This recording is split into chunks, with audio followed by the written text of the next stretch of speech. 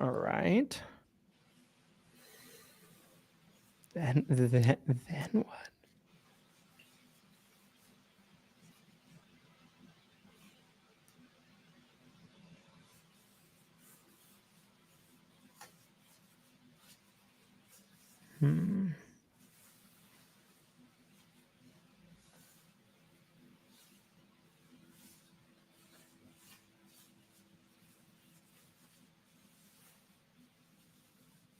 Nope.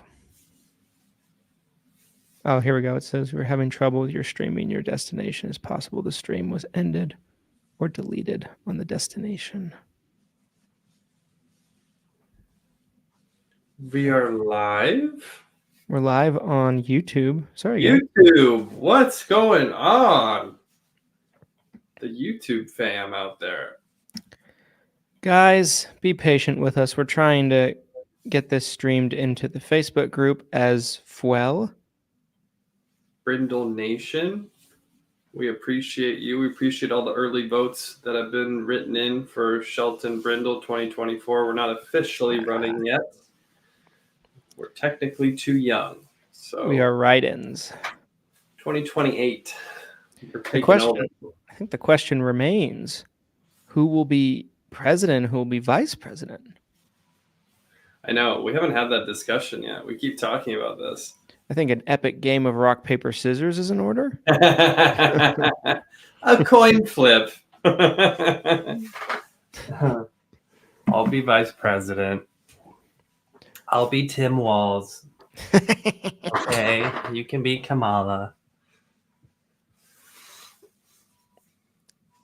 Okay. How about now? How about now, you guys? Oh, it worked. It worked. We're live? Not yet, but it worked. We're about to be. Let me put on my mask.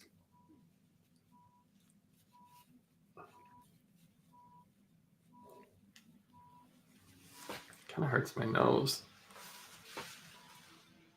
It's tough being a superhero, guys.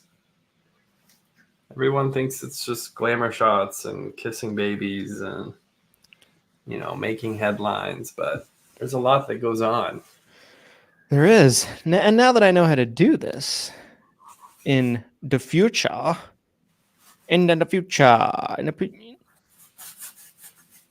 right, now let me make sure it actually worked in the Facebook group, because it worked. Unbelievable. It worked? It worked.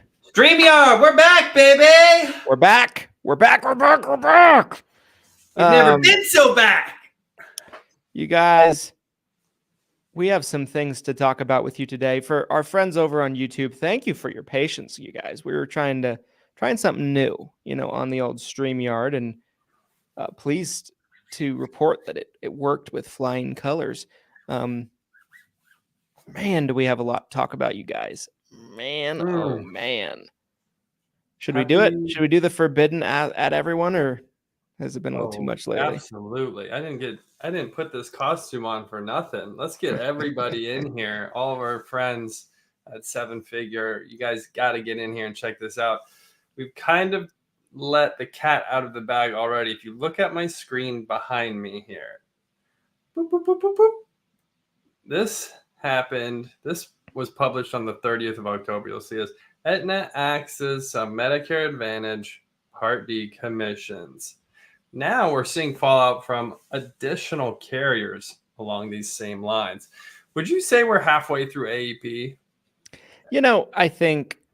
I mean, in my opinion, we're not quite there, because in my opinion, AEP starts October 1st. In my eyes, people are like, but you can't add it up till the 15th. We get it. But I always say it starts October 1st. By the way, just so you're aware, my co-host of this emergency podcast, we will not see viewers or comments on StreamYard, only on Facebook with this integration. That's fine. So just so you're aware. So guys, happy Halloween. If you didn't notice, we're both looking a little bit more guapo than usual, I believe is the word. We really wanted to kind of go all out and, be in the holiday spirit for you guys, and here we are. But we got bigger fish to fry than amazing costumes here today.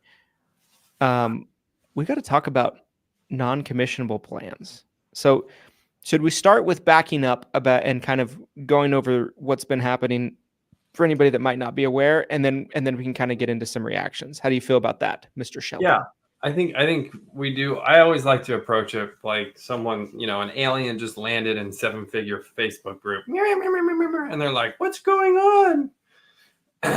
That's our key audience member right there, guys. I know I look incredible with hair. Maybe this will be what ends up fueling my hair transplant. Is this costume? Also, guys, drop a comment below this video if you have any questions about anything that we're discussing. If you think, I'd also like to hear who has a better costume. I'd love to hear what you guys think about that. Waluigi, guys, come on. I mean, just because I left my fake mustache at home to go over my real mustache doesn't mean I should be penalized for that. Or is it Mr. Incredible? You guys be the judge. Tim dropped an early comment that I appreciated. He said, "Emergency podcast time, all tricks, no treats in the Medicare space." Let's go. In not a good way. Baby. Let's not go. No candy this year for y'all. Sorry. For those of you, and guys, I'm Waluigi, not Luigi. I'm evil Luigi. I'm like 7 foot tall Luigi. If you've ever played like the new, sure. Mario Party games. All right, so let's back up. Okay, so yeah, let's back up. Earlier this week, Aetna comes out and they put out, not publicly, and by the way, it still has not been public. Well, there it is, public right there. But like in terms of their communication with the agents, they haven't sent out like a mass communication to the agents, but they have sent it out to FMOs, top of hierarchy organizations, larger organizations, etc. Basically stating that as of November 1st, that they would be making a handful of plans across the nation non-commissionable. Now, some areas I saw people reacting, being like, "Oh, those plans were no good in my area anyway." In our area specifically, because Utah was one of the markets, right? And of course, we're a national organization. We're a national agency. We're licensed in 45 states. We don't just write business in Utah, but you better believe we write a majority of business in home base. And for the Aetna plans we have here, I would say the 2 plans that were made non-commissionable were some of our most competitive plans for that carrier. And so definitely interesting. Now, in terms of this, for those of you that aren't aware, is it doesn't affect renewal business. So any business you have previously on those plans, the renewals will continue to pay. Any apps you wrote before 11/1 will still be credited to you. It's just new apps starting 11/1 going forward. Okay, so that causes a lot of stir, a lot of controversy, a lot of divided opinions. And, it's not like we're already in a time of the year of divided opinions, my friends. Another thing to divide us on, division. Then I got a little bit of whispers on this yesterday, so but I wasn't sure of all the details. And then today goes out actually just to all the agents that Anthem is doing the same thing, same terms, pretty good list of plans. Some states like Georgia, I want to say there was like 8 to 10 plans that were impacted. I talked to one of our agents before we got on here through email, who's just doing a great job in Kentucky, and there's 3 or 4 plans in his area that are made non-commissionable. And what he told me was those are the majority of the plans I'm writing with them right now, and they're my number 1 carrier. Like this is terrible. This sucks. Let's back it up even further for a second. We're gonna back it up even a little further. Just back this truck up. By the way, I've got comments pulled up, you guys. Backing up. Back beep beep beep. Oh, we didn't do our official. I think we have to. By the way. Woo! Emergency podcast time, baby. That was a great intro of kind of the meat of what we're going to be talking about. Now, backing this up further, if you saw one of our previous emergency podcast streams, we were talking about the WellCare situation, right? Yes. The PDPs becoming non-commissionable. There was a whole fallout around that, right? Now we're halfway through AEP, a third of the way through AEP, and we're starting to see more of this trend of non-commissionable plans. Again, I think if you follow the money behind the reasoning on this, I think it's really easy to just point to the headlines and be like, they're trying to screw us agents. Like, how dare you? They're trying to get rid of agents. I think there's a much simpler explanation, personally. If you follow the money and you understand that because of the Inflation Reduction Act, someone is having to pick up that bill. Someone to, that cost has to be absorbed somewhere.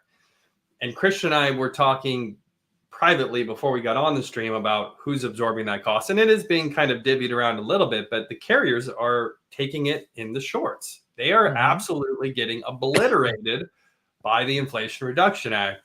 We all saw this coming. We all knew this was coming. We didn't know exactly what it would look like, but here we are, right? We're in the middle of the game, and we are now seeing the results from the Inflation Reduction Act. So, I think going back again to the WellCare PDP, now here we are, started with Aetna, Blue Cross Blue Shield. Sounds like there might be some more carriers potentially coming forward with non-commissionable plans in the middle of AEP right now.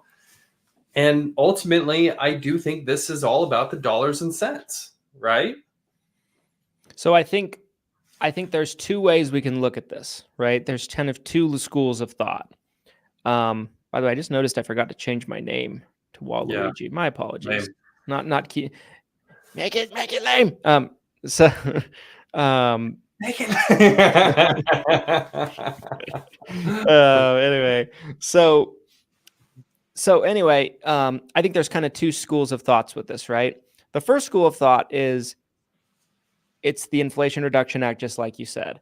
Now, if you had to pin me to a wall about it, I would say that is my that is my personal feeling on it. Now, that being said, I think that I have a lot to say. I don't want to jump around. I'm gonna stick with this right now. But anyway, I'll come back to what I'm about to say. But the first thing is the first line of thought is it's the Inflation Reduction Act. It's about dollars and cents, and certainly the carriers are taking on a lot more expenses as a whole with prescription drugs than they ever have before. And there is always going to be a domino effect about this. The day the Inflation Reduction Act dropped in 2022, I said this. I've been making videos about this for 2 years, and some of you paid attention to me, some of you listened to me, but a lot of you didn't, and you're all surprised right now. It's obvious, right? Like there's such a thing as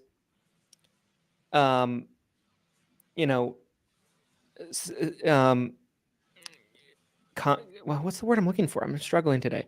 There's such a thing as cause and react. Yeah, consequence to actions, right? Yeah. Domino effect. So essentially, that's just obvious. Now, we didn't all essentially know all of the repercussions and all of the details of what this domino effect might look like, but it was obvious. Anybody who was paying attention knew something dramatic was going to be happening, because you got to think the current prescription drug model that we've had in the Medicare space has been in place ever since Medicare prescription drug coverage was a thing in 05, 06, right? It's been the same model. There's been minor tweaks to the specific numbers of that model, but it's been the same model. So this is you could say this is the biggest change to Medicare prescription drug coverage structure that they've ever had since it became a thing. Most people don't know, prior to 05, 06, there wasn't even a thing called as Medicare prescription drug coverage. It wasn't a thing. Different world, different time. But anyway, that's the first line of thought. The second line of thought is it's all a big conspiracy, and the carriers are trying to put us out of business. And CMS is trying to put us out of business, everything like that. Now, I will give you guys my personal feelings on this. I 100% believe this has something to do with the numbers. All of the contacts that I've been in contact with, some with carriers, some with not carriers, but they're very plugged in, have told me that the word is that these plans that are being impacted are not nearly seeing the profit spread that these carriers would want to see in these particular areas. And they underestimated how many enrollments they'd get on them. They're getting way more than they anticipated. So they're scrambling last second to try to de-incentivize those enrollments. That makes sense. I don't think that's necessarily untrue. But I also believe that it is very opportune. And I do believe that long term, if carriers could do business without us, they'd love it. And I think CMS probably feels the same way. I think 100%. us as agents, we are independent contractor employees, right? We're not easy to control, especially when you compare to their in-house staff. And we were looked at as probably a liability. So the reason for this might not necessarily be the long-term thought process with this. It might be two different things. It might be a combination of the two in terms of what the truth lies with this. Anyway, I just said a mouthful. That's kind of my feelings on this, though, guys. I think there's a lot. I think there's a lot to pick apart here. I do think, though, that the Chicken Little, the sky is falling, those agents, that messaging, which every time something like this happens, it frustrates me because this is just fuel for that message, that fire, right? You're just fueling that fire of, might as well terminate your license, guys. Like, it's over. Like, let's all go fight for jobs at Walmart. Like, they're taking away our commissions. I think the Chicken Little, the sky is falling, the world is ending, the book of Revelations is coming true right now. I don't believe in any of that messaging at all. I think that most of it is situational as far as, we need to deal with this right now. It's an obstacle. It's a hurdle that we need to figure out a way to navigate around. Again, that's a big part of why Christian and I love to go live with you guys and talk about these things. It's not to have necessarily that type of messaging. We want to try to provide a solution. We want to be a part of the discussion. We want to be a part of how can we move forward as an industry despite bullshit like this that's happening all the time. So, I think it's interesting what Christian was saying, that there's these unintended consequences. It's tough because it is so complex. I think there's a lot of political maneuvering that's going on. There's a lot of short-term fix, not looking at the long-term, where they don't, they're not thinking about 2024 when they pass the Inflation Reduction Act, right? I was thinking, as Christian was kind of talking about that, I was thinking about in 2020. So from like 2019 to 2021, United States government printed more than like $10 trillion. And at the time, there were all these economists that were debating how this was going to affect the economy. And a lot of them were like, well, as long as the dollar has a place to be spent, it's not going to actually cause inflation. And I actually posted about this in 2020, and I'm like, this is pretty obvious what's going to happen here. Like, right. Yeah. And it makes me wonder, it's like, who's running the country? And I don't think this is a right or left thing personally. I think it's like, doesn't matter who's in office. It seems like these types of situations are consistent across the board, where it's like, are we not thinking ahead here? Like, if we flood the system with this much money, aren't we probably going to see problems from that? And then here we are. The Inflation Reduction Act is essentially a version of exactly that in my mind, where it's like, hey, let's cap these prescriptions for seniors. Let's try to protect seniors, which I'm all for, right? I want seniors to thrive. I want them to be able, I'm looking at my parents as an example, right? I want them to have longevity. I don't want them to be stressed about medical costs. Like, I'm all for all of this, but at the same time, logistically, it has to make sense for the industry. And I think it didn't from the beginning. And here we are, we're seeing the fallout from it. So we've kind of torn apart, like, what happened, what's going on. What would your speculation be on the future from this? Beyond this AEP, beyond what we're dealing with right now, Christian, what do you think is going to be happening next month, next year, the next 3 years? Yeah, I mean, I think my long-term feeling on the entire thing is I think everything I said earlier there I do believe there is some truth in it. I think carriers have been trying to find ways to operate without agents for a long time, you know.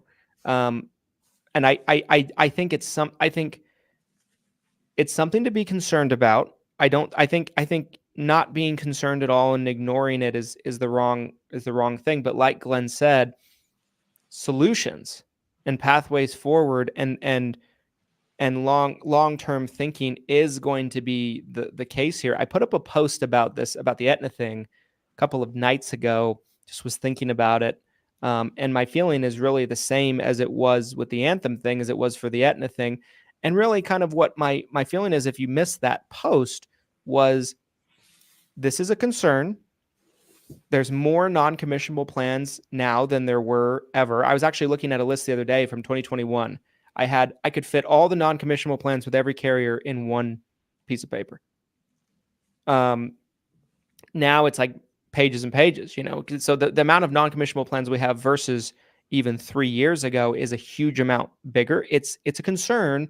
It's also a concern to see carriers make this change in the middle of AEP. I don't ever recall seeing this in the middle of AEP before.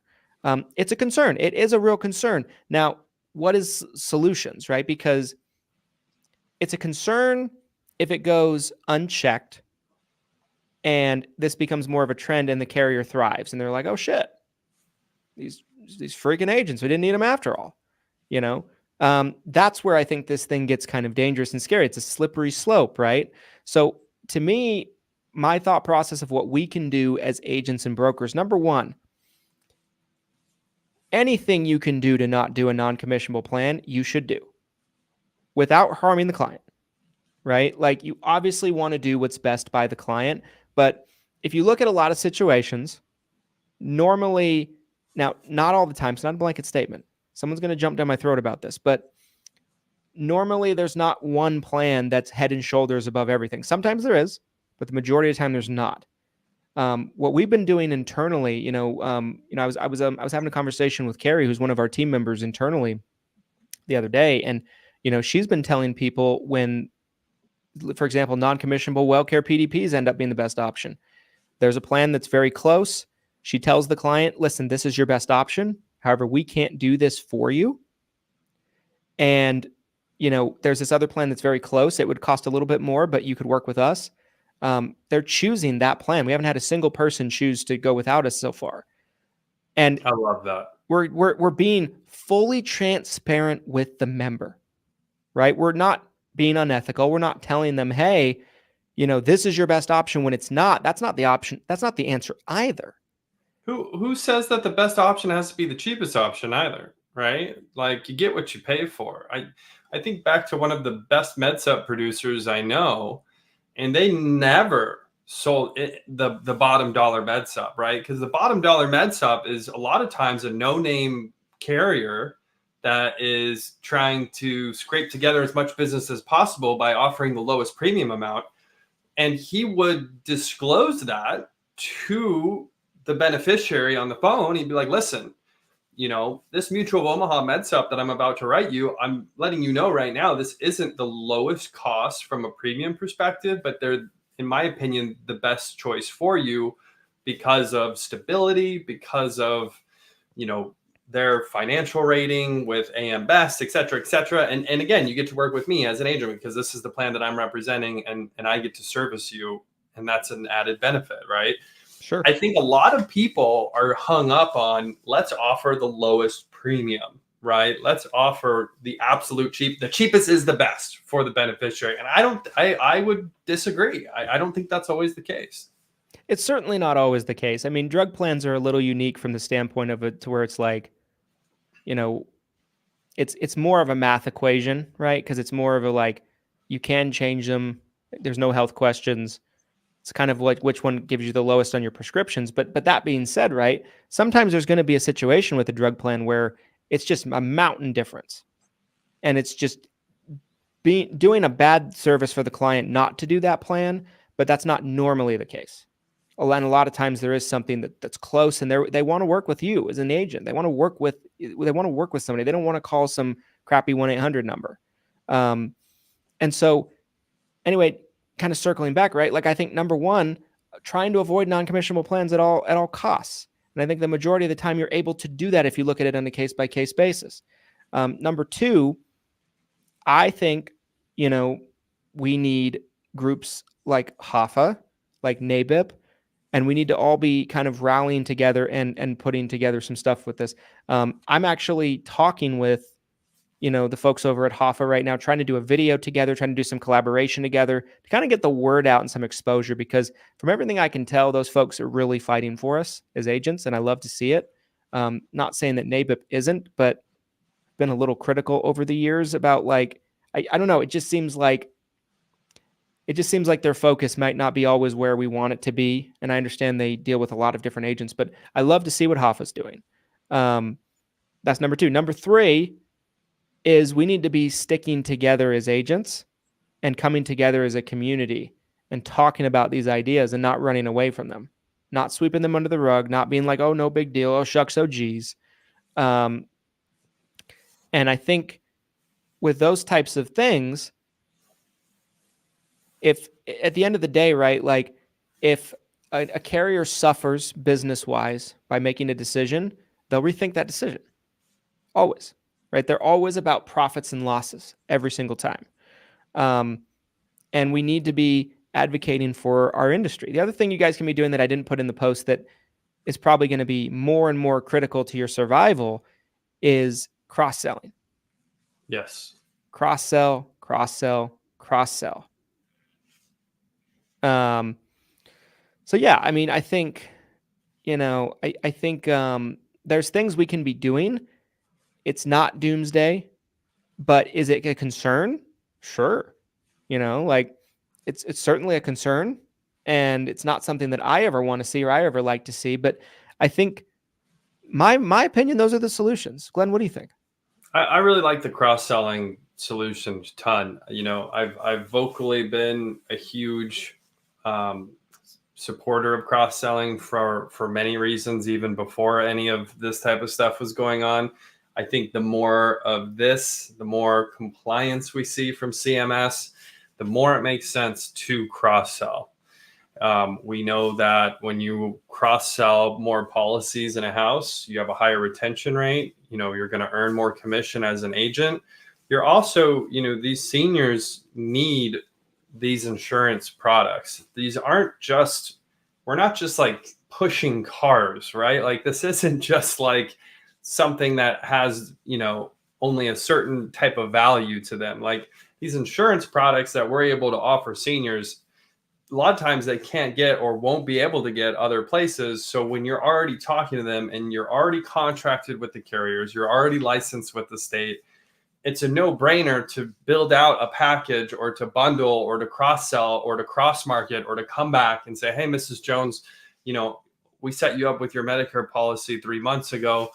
I'm just reaching out to let you know that we also offer final expense, which is designed to cover all of your funeral costs in the event of your passing, so your family doesn't have to worry about it. We have cancer insurance, dental, vision, hearing that it doesn't look like your Medicare policy is covering. Like there's just so much great stuff about cross. So that's going to be a huge emphasis. Again, Christian and I with the agency moving forward. That's something that we're going to be really passionate about next year, that we're already talking a ton about. There's some great questions I'm seeing in the comment section. You guys, if you do have any questions about any of this, about AEP, about the carriers, about any of the potential commission reduced plans, commission cut plans, drop a comment below this video, whether you're watching live or you're watching the replay. We want to try to answer as many of those as we possibly can. One of them that I thought was interesting that I wanted to ask you, Mr. Brindle. Peter said, haven't you sold your agency to Integrity? If so, why is this an issue? What would you say to Mr. Peter if he's still watching the stream right now? I have 3 responses to that. Number one, no, we didn't. We never said we didn't. We partnered with Integrity, strategic partnership, strategic alliance. They only do it with the biggest agencies that maybe don't want to sell or aren't ready to sell. Number one. So no. Number two, even if that was the case, I'd still be here, right?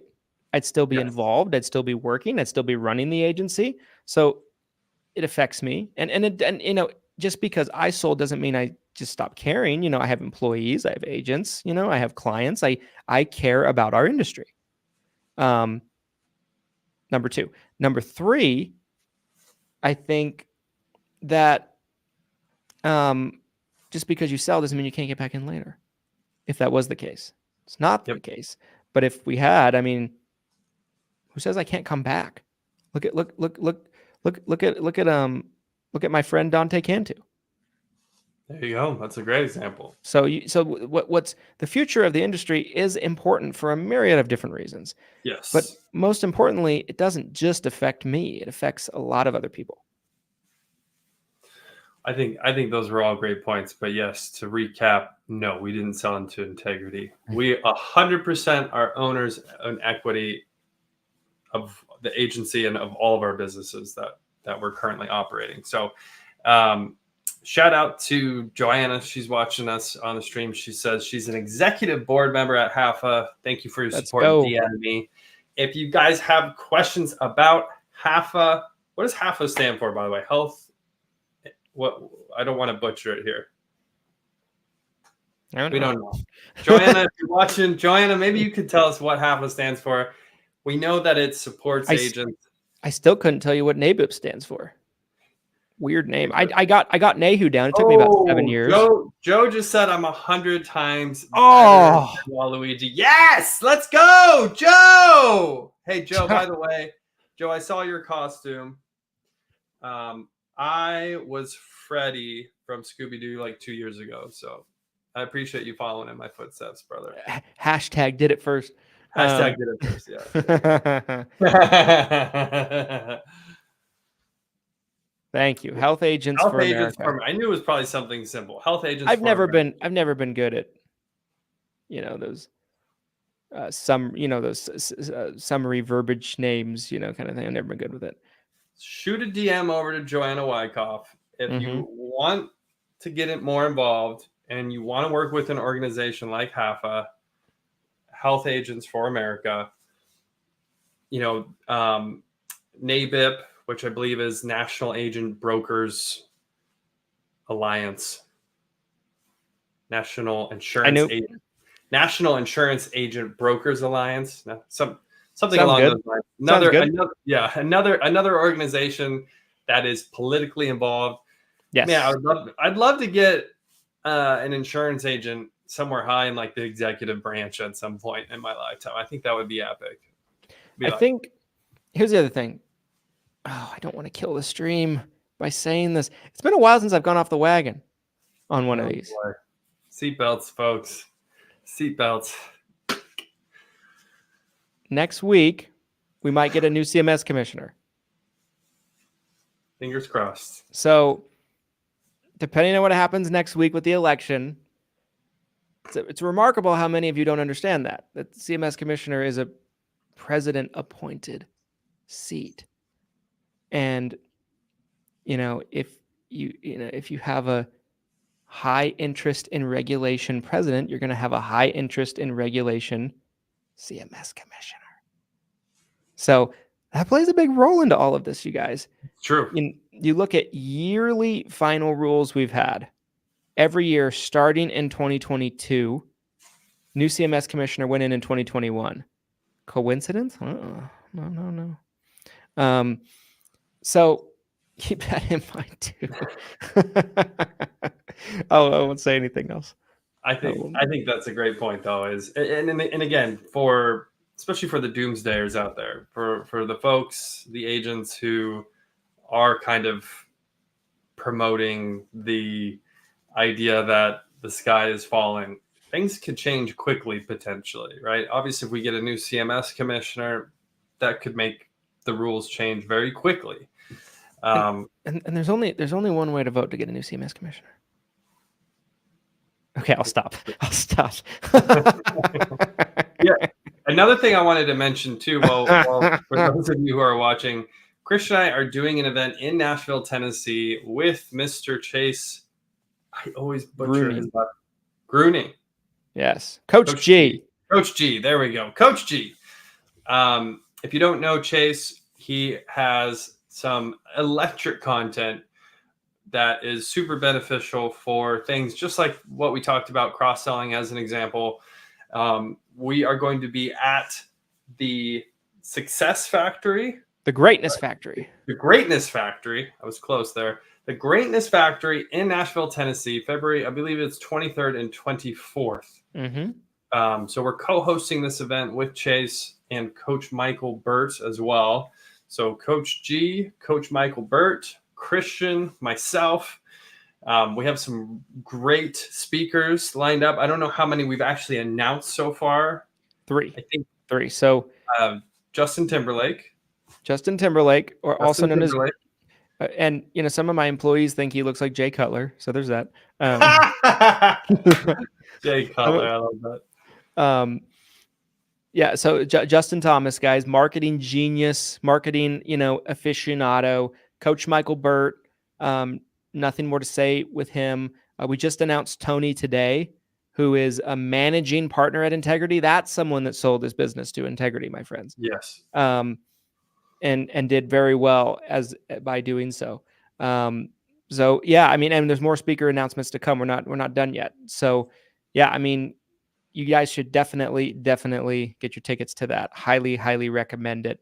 Who knows? We might even be talking about how to navigate these new waters in our current times. 100%. I mean, that's might be a good topic of conversation and very relevant for you guys.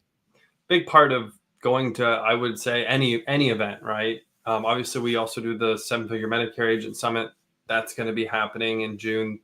But anytime you go to an event like that, current events, current topics, stuff like this is happening and changing all the time. So, when you can get in a room with individuals who are up to date on what's going on, who are already figuring out the best way to navigate, it can really help you and your agency and in your business move forward. So, that's, again, a big reason why Christian and I do these physical events, is being able to get the messaging out as quickly as possible to provide value content, to help train agents, agency owners, help you guys get to the 7-figure level, right? We want you up here with us, Mm-hmm. We want as many 7-figure agents as possible, because the more 7-figure agents, the more beneficiaries are being helped, the more agents, LOA agents are being employed, the better it is for everyone. A rising tide raises all ships. And that's more people playing at a big level is what is actually needed 100%. to drive the agency, to drive the industry forward. Yes. You guys. And so, exact 100% with what Glenn said. I mean, that's what is needed. So we want you guys to be successful. It's actually, pivotal for, I think, the survival of our space. I totally agree. It's, and in a lot of ways, that's how I look at it too, is the growth is mandatory for all sorts of reasons, including what Christian just said. This isn't just about making money. Influence and trying to help the industry is a big part of it, right? Christian and I don't have to do live streams like this. No, we really don't. We have 100 million things we could, I promise you. I promise. We have 100 million things we could be doing right now that doesn't involve a live stream like this, trying to talk to you guys about solutions and how we can, move past hurdles like this. But we want to help the industry. We want to help you guys. We want to see as many of you get to 7 figures as possible. Also, shout out to Joe for dropping the link to. Yeah, thank you, brother. Yes, to the 7-figure playbook, bro. You're awesome.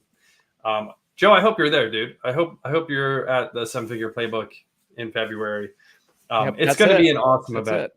Yeah, it's going to be an awesome event. 110 people max, so it's not going to be a massive event. We don't have the capacity to take on 500 people.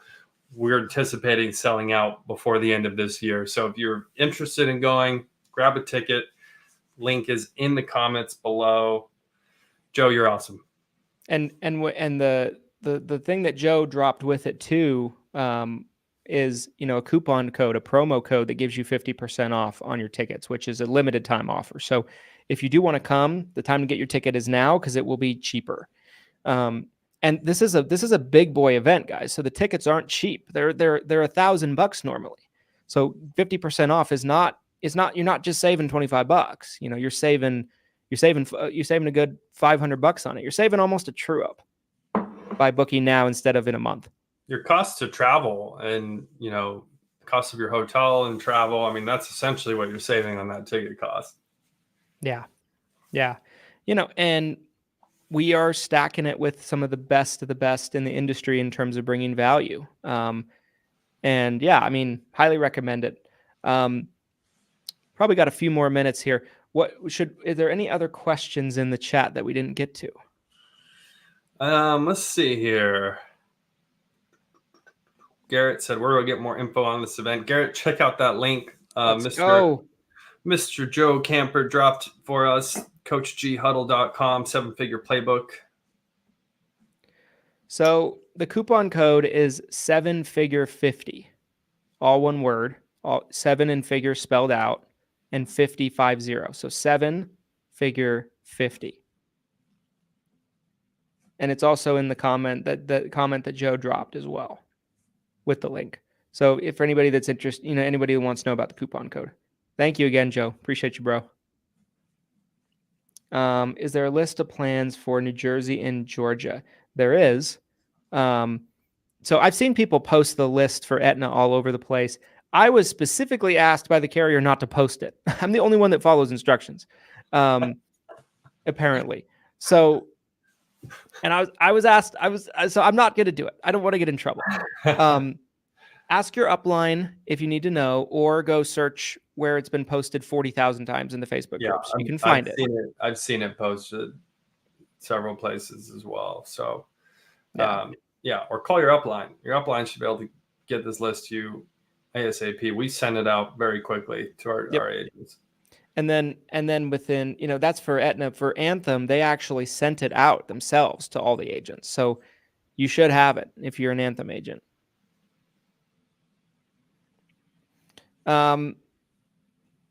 Here's the deal, guys. I'll kind of do like some closing remarks. That sounds great. And then we can kind of wrap this puppy up. Some final thoughts. My final thoughts are non-commissionable plans have always been a thing, but this type of behavior has not always been a thing. You can certainly chalk some of it up to the financials of the Inflation Reduction Act. I don't think that's completely invalid, but it's a concern. It's a concern for sure. The steps we take as agents, I believe, will ensure our survival long term. This is a great business we're in, great industry that we're in. And it's interwound and intertwined with government and politics. So sometimes we might have to fight a little bit to kind of stay around. And I think what we talked about on the stream today gives you guys the tools of knowing what you can do.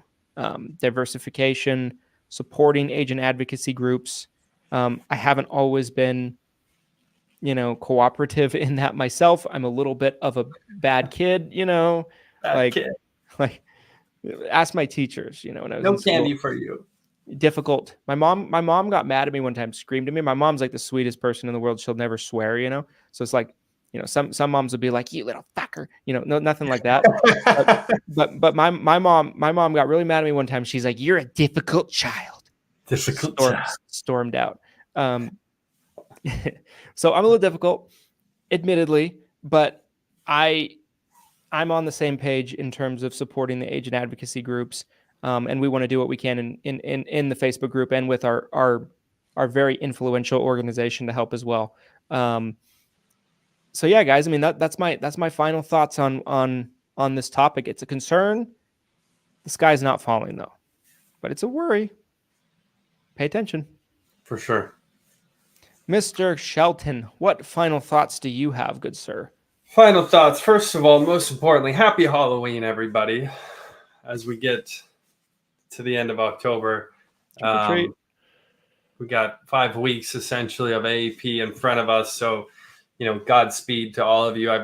I'm talking to agents all the time. I just talked to an agent this morning, and the grind is happening. You can hear it. If you close your eyes and you listen, you can hear all the Medicare brokers just grinding away. So Godspeed, everybody, to the rest of AEP. I try to, when it comes to situations like this, when it comes to, situations like the WellCare PDP, and, we could go on and on and on about reasons why there's problems with being able to produce applications in this industry. You could talk about the compliance, the 48-hour rule, the one-to-one consent.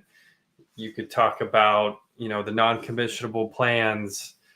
It just, the list goes on and on and on. But it's really, in my opinion, it's a mindset. Like, you can either like wallow in it and be a victim of these changes, which I see some of you are, and you're just looking for an excuse to not produce, essentially, in my opinion. Or you can be solution oriented and say, how do I move forward from here? How can I get around it? Because again, whenever there's a hurdle that comes up, there's going to be brokers that don't get through it. There's agents that don't get through it, which means that if you're one of the ones that get around it, whether it's a small hurdle or a big one, there's more opportunity on the other side. So every time we have to navigate something, in my opinion, I think it becomes a greater and greater opportunity for us that figure this out. And again, we're not just trying to figure this out for ourselves. We want to help everybody figure it out too. So Yep. That's my final thoughts, you guys. Solution oriented mindset whenever stuff like this comes up, because this is just more of the same, in my opinion. Agreed. Well said. Happy Halloween, everybody. If you like these live streams and you want to see more of them, give us a comment, hashtag team replay if you're watching the replay on this. That lets us know that you give a shit, because if you give a shit, we give a shit to do more of them. Because honestly, if you guys don't care, I really don't care. I have a lot of things I could be doing. Like Glenn said, we both do. So anyway, guys, happy Halloween.